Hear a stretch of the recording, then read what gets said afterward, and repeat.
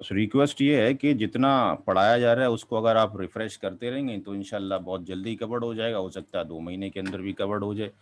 अब देखें यहाँ पे एक अलग सा सवाल आया, जो कि इसमें कुछ और कैंडिडेट्स हो गए, फादर डॉटर और वाइफ। फादर डॉटर और वाइफ, क्वेश्चन नंबर 3।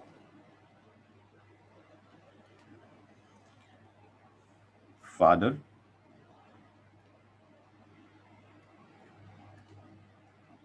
डॉटर और वाइफ। अब सॉल्यूशन में अब प्रॉपर तरीके से करते हैं। वहां पर चूंकि लोग कम थे तो वहां दिक्कत नहीं था। स्टेप 1 में हमें हमेशा ये लिखना है कि कितने लोग मौजूद हैं, लिस्ट ऑफ इनहेरिटर्स। जो मेरी तकरीबन 350 पन्ने की किताब आएगी और उसका नाम होगा मैथमेटिक्स ऑफ विरासत, उसके अंदर यही मैंने पैटर्न अप्लाई किया। हर एक सवाल को 4 स्टेप में कवर किया है। List of inheritors and there shares. पहला स्टेप ये है, जो भी सवाल दिया गया उसके अकॉर्डिंग पहले स्टेप में आपने लिखा यहाँ पे कितने आपके पास इनहेरिटर्स हैं, उनकी कैटेगरीज क्या हैं, उनके शेयर्स क्या हैं। उसके बाद फिर सॉल्यूशन करना शुरू करेंगे। तो हमने इन तीनों लोगों को लिख दिया। अब हमारे पास जो बुक है उसके अकॉर्डिंग हमें सारी चीज़ें जब तक याद नहीं होती हैं, बुक के अकॉर्डिंग याद करना है। हमने पीछे पढ़ा कि हमारे पास जो है 9 आपके पास फीमेल हैं और 1 आपके पास मेल है। किन की क्या क्या कैटेगरीज होती हैं।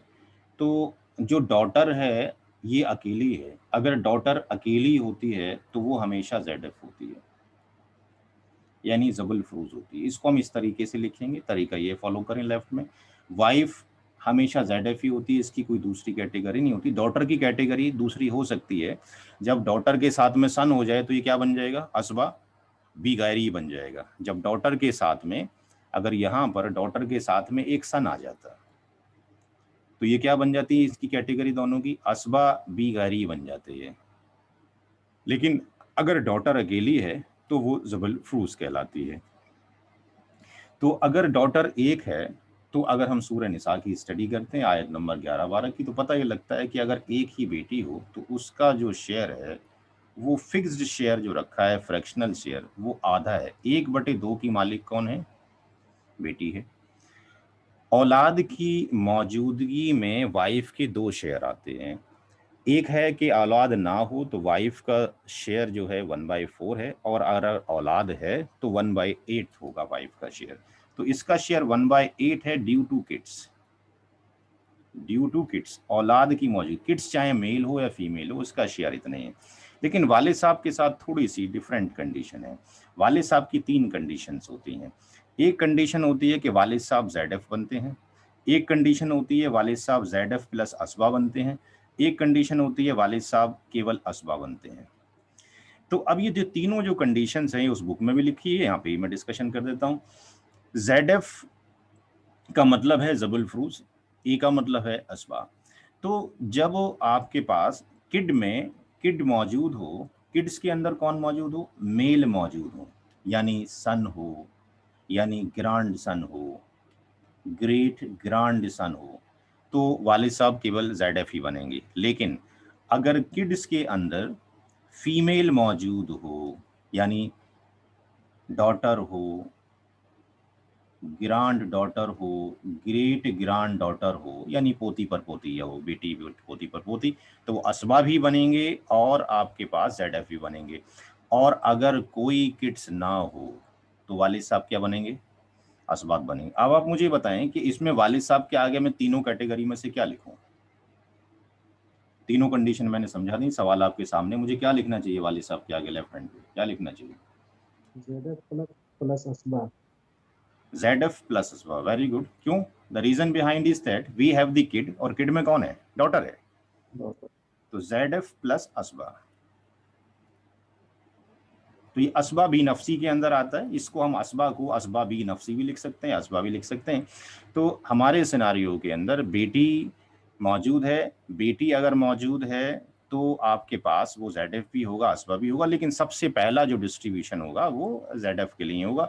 तो ZF का जो शेयर है होली कुरान के अंदर वो लिखा हुआ है कि तुम्हारी माँ का हिस्सा और तुम्हारी बाप का हिस्सा औलाद की मौजूदगी में 1/6 है। तो 1/6 तो इसको मिलना है एज ए ZF, और असबा के तौर पे मिलना है आर, रेसिड्यू या रिमाइंडर अमाउंट अगर बचा तो। आर जो है शर्त नहीं है कि वो मिलेगा ही मिलेगा, ये शर्त है कि मिलना ही मिलना है, चूंकि अल्लाह ताला ने फिक्स कर दिया है। अल्लाह ताला चाहता तो आर का भी फार्मूला कुरान शरीफ में ड्राइव कर देता, लेकिन उसने हम लोगों को दे दिया कि आप लोग भी कुछ मेहनत करो जाके। तो पहला पार्ट साहब ये हो गया ना। Come to the second part. Second part में हम चलेंगे टोटल शेयर ऑफ ZF कितना होगा। टोटल, इस सवाल को इंशाल्लाह क्लास एंड कर देंगे। टोटल शेयर ऑफ ZF यानी जबुल फरूज के बारे में लिखें। तो जबुल फरूज में तीनों ही लोग आते हैं, वालिद साहब भी, डॉटर भी और वाइफ भी। अब जो वालिद साहब हैं हम उनको F से डिनोट करेंगे, याद रहे। F का मतलब फादर, सिंपल टर्मिनोलॉजी। D का मतलब डॉटर, और W का मतलब, सबके पहले पहले लेटर ले लिए, W का मतलब वाइफ। वालिद साहब का शेयर कितना है? 1/6। डॉटर का शेयर कितना है? 1/2। वाइफ का शेयर कितना है? औलाद की मौजूदगी में कितने? 1/8। अब यहाँ पे हम निकालेंगे एल्शियम। अब ये जो पार्ट है बेसिकली, ये पार्ट उलमा इकराम के लिए मदारिस में ये दिक्कत का बाइस है, ये उन लोगों को निकालना नहीं आता भाई। इसका एल्शियम कोई ऐसे साहब हैं जो क्लास में है जिनको एल्शियम नहीं आता हो निकालना? यहाँ पर क्या नंबर आना चाहिए बॉटम पे? मोहम्मद खुर्रम साहब, अस्सलाम वालेकुम। मेरे ख्याल में 8 आना चाहिए।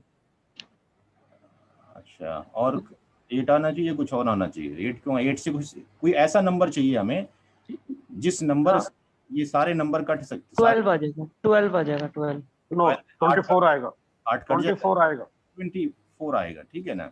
24 आएगा। इनको ये निकालना नहीं आता है, सिंपल सा एक मेथड है, बस एक ही बार बताएंगे इंशाल्लाह। ये यहाँ से ये लिख लीजिए और किसी कॉमन नंबर से काट दीजिए।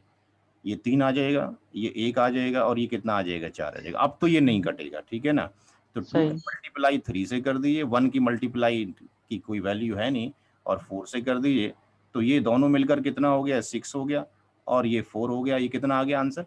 24 आ गया। तो सही। अब हमें जो मदारिस में पढ़ाया जाता है वो सिंपल सी टर्मिनोलॉजी पढ़ाई जाती है। अगर कहीं बटे में 8 आ जाए तो 24 का फार्मूला लगा दो, तो फिर वो दिक्कत हो जाती है। तो ये यहाँ पर 24 आ गया, और 6 से इसको काटेंगे, कितनी बार जाएगा? कितनी बार जाएगा? 4 बार वो, और यहाँ पर कितना आना चाहिए डॉटर के नीचे? यहाँ पर 24 आना चाहिए। 12 12 आना चाहिए। 2 से कट 12। करें, 12 सही सही, 12। 12 आएगा। 8 से कट करेंगे 24 को, कितना आएगा? 3 आएगा। 3। अब इसको जोड़ें जरा, कितना आया ऊपर वाला? 19 हो गया। 19/24, यानी समथिंग इज लेफ्ट, कुछ बच गया। अगर ये 24/24 होता तो कुछ नहीं बचता, हमारा सवाल खत्म हो जाता। लेकिन अभी सवाल बाकी है, यानी बचा हुआ माल किसको जाएगा? केवल असबा को जाएगा। अब असबा में बहुत सारे असबा हो सकते हैं, हमने बताया 4 तरह, कैटेगरी 4 हैं, C1, C2, C3, C4। तो C1 के अंदर बेटा है, पोता है, परपोता है। C2 के अंदर बाप दादा परदादा है। फिर आपके पास भाई भाई की औलाद है, चाचा चाचा की औलाद। यहाँ पर केवल वालिद साहब मौजूद हैं। तो इसका मतलब स्टेप नंबर 3 में हम ये लिखेंगे, स्टेप नंबर 3 में लिखेंगे शेयर ऑफ असबा बी नफसी, शेयर ऑफ असबा बी नफसी ही। असबा बी नफसी के अंदर वालिद साहब ही केवल मौजूद हैं। अब यहाँ पे लिख दीजिए शेयर ऑफ फादर जो मौजूद है, शेयर ऑफ फादर। इसी तरीके से करेंगे, मतलब टाइम लगेगा हर एक चीज़ में, यानी आर की वैल्यू वी आर कैलकुलेटिंग। अब याद रखें, चाहे आपकी प्रॉपर्टी 10,000 की हो, चाहे 1 अरब की हो, उसको एक ही माना जाएगा। तो उसका मैंने फार्मूला लिखा है होल। क्योंकि मैथमेटिक्स की किताब में जब फ्रैक्शन करते हैं तो किसी होल को लेते हैं, होल का मतलब एक यूनिट लेते हैं, होल माइनस यानी टोटल माइनस, यानी एक minus total share of ZF, total share of ZF। ZF का मतलब जबल फरूज। अब हमारे पास पूरी प्रॉपर्टी एक में से किसको घटा दीजिए, 19/24 को घटा दीजिए। अगले पेज पे लेते हैं इसको, यानी आर की जो वैल्यू है 1 माइनस जबिल फ्रूज में चला गया 19/24, तो यहां पर वैल्यू कितनी आ जाएगी, नीचे 24 आ जाएगी और यहाँ पर 24 आ जाएगा और यहाँ पे 19 आ जाएगा। ये किसी को समझ, ऐसा नहीं किसी को समझ में नहीं आ रहा मैंने क्या लिख दिया, ये क्लियर है ये वाला पार्ट? जी जी क्लियर है। क्लियर है, बिल्कुल समझ में आ रहा है। तो यहाँ पर कितना बचेगा ऊपर, 24 में से 19 घटाएंगे तो 5/24। तो अब अल्लाह ताला ने जो फिक्स किए कुरान करीम में, वो फिक्स कर दिए ये वाले पार्ट कि भाई फादर का कर दिया, डॉटर का कर दिया, ये कर दिया। लेकिन जो असबा भी गैरी है, असबा माँ गैरी है, असबा भी नफसी है, इनके शेयर फिक्स नहीं किए गए, that you have to calculate. तो हमने वो भी कैलकुलेट कर लिया। अब वालिद साहब के 2 शेयर हो गए, ये हमने शेयर ऑफ असबा भी नफ्स में वालिद साहब का शेयर निकाला, इसको ए पॉइंट मार्क कर दीजिए। अब वालिद साहब के 2 शेयर हो गए, याद रहे, टोटल शेयर ऑफ फादर, यानी तीसरे स्टेप में बी पॉइंट, तीसरे स्टेप में B point, total share of father, father साहब का शेयर कितने हो गए। तो याद रहे फादर साहब का एक शेयर तो जेड है और दूसरा कौन सा है, आर है। ZF 1/6 जो अल्लाह ताला ने फिक्स किया, और जो हमें कैलकुलेट करने का तरीका बता दिया गया, ये 5/24 ही वाली वैल्यू आ गई, यानी ये वाली जो वैल्यू है, ये वैल्यू यहाँ से आ गई। अब इन दोनों का एलसीएम लीजिए, इन दोनों का जब एलसीएम लेंगे, जो कॉमन नंबर 24 आ जाएगा, ये 4 आ जाएगा और यहाँ पर कितना आ जाएगा, 5 हो जाएगा। तो वालिद साहब की वैल्यू कितनी हो गई, 9/24। अब आप थोड़ा सा गौर कीजिए कि अगर हमने केवल कुरान शरीफ का उतना ही तर्जुमा पढ़ा हो कि वालिद साहब का हिस्सा 1/6 है, तो फिर कोई भी आपके पास मुफ्ती इकराम हो या कोई भी इंजीनियर हो, वो ये नहीं निकाल सकता कि साहब 9/24 कैसे आ गया, क्योंकि वहाँ 9/24 का कोई भी जिक्र नहीं है। ये कहाँ से निकलेगा, ये हदीस मुबारक से निकलेगा, है जी। जंगे ओहद में साद बिन राबी हैं, साद बिन राबी थे साहबी जो शहीद हो गए थे, या राबी थे, ये हदीस शरीफ मौजूद है, साद बिन राबी या राबी थे, वो शहीद हो जाते हैं तो उनकी जो बेवा होती हैं वो सल्लल्लाहु अलैहि वसल्लम के पास आती हैं और बोलती हैं कि मेरी 2 बेटियां हैं, मैं साद की बेवा हूं, वो जंगे ओहद में आपके पास साद थे, वो शहीद हो गए हैं, जो माल था इन लड़कियों का वो सारा इनका चचा लेकर भाग गया है, अब मैं क्या करूं, इनकी शादियां कैसे होंगी, इनकी परवरिश कैसे होगी, तो आप कुछ कीजिए। तो सल्लल्लाहु अलैहि वसल्लम ने कोई भी आंसर नहीं दिया, बिकॉज एट दैट टाइम सूरह निसा की जो ये आयत मुबारक है विरासत की, ये नाजिल नहीं हुई थी।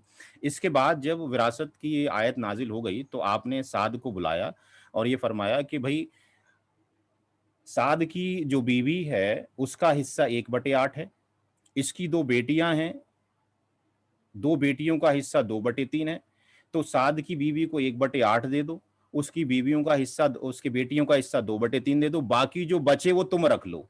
तो इसका मतलब जो चचा है वो क्या हो गया, असबा हो गया वहां पर जाके, ठीक है ना। तो ये तब से आप इस तरीके से कैलकुलेशन जो बनेगा फ्रैक्शन में ऐसे बनेगा जैसे रसूलुल्लाह ने फरमाया सल्लल्लाहु अलैहि वसल्लम ने। तो यहाँ पर ये सारा कैलकुलेशन आ गया। अब हमें चौथे स्टेप में जाना है, फाइनल स्टेप के अंदर, come to the final step, और यहाँ पे हम लिखेंगे total shares of all inheritors,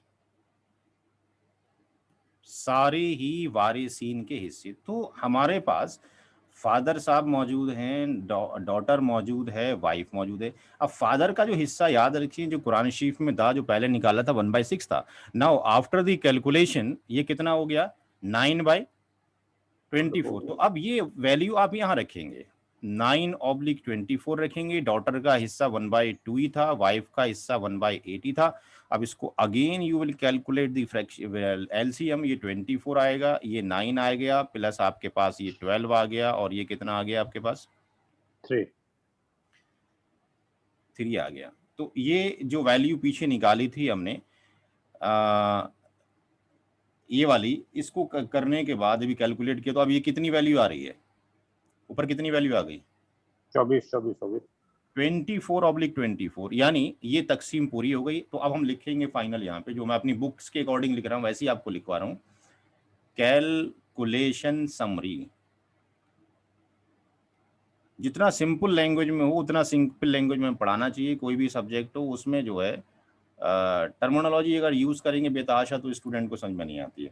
तो कैलकुलेशन समरी में हम लिखेंगे कि टोटल इनहेरिटेंस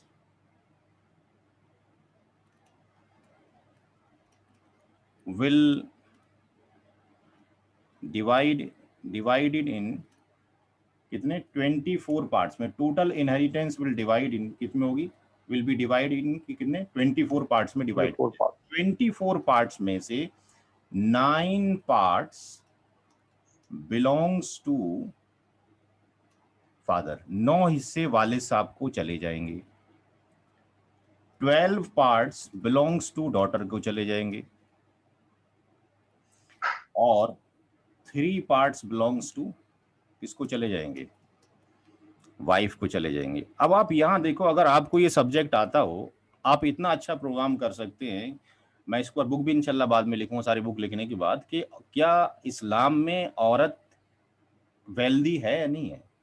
तो अगर हम ये देखें तो अल्लाह ताला ने इतना अच्छा निज़ाम बनाया है कि इस्लामिक औरत तो कभी गरीब है ही नहीं। आप कोई सा भी सवाल उठा लें विरासत का, मैथमेटिकली प्रूफ है। यहाँ कितने शेयर दे रहे हैं आप औरतों को, 15 शेयर दे रहे हैं। आदमी को कितने दे रहे हैं, 9 दे रहे हैं। हर हाल में औरतों का हिस्सा ज्यादा आ रहा है। आप उठा के देख लीजिए, किसी भी सवाल को कैलकुलेट कर लीजिए, औरत कभी भी गरीब नहीं है। उसका ग्राफ हमेशा इंक्रीज और इंक्रीज ही होता जाके। वो अलग बात है कि we are not giving the money to women. तो इंशाल्लाह आज यहीं स्टॉप करते हैं। कोई अगर गलती हो गई है पढ़ाने में भाई, चूंकि मुझे अरबी इतनी नहीं आती है, बस ये अल्लाह ताला ने एक काम लेना था मेरे से, तो बस ये मैथमेटिकल कैलकुलेशन आता है, अल्लाह का शुक्र है, ये तो मैं कर सकता हूँ। बाकी अल्फाज में दिक्कत हो सकती है, उसके लिए हम माफ़ी चाहेंगे। कोई सवाल किसी ने पूछना हो इसमें भाई?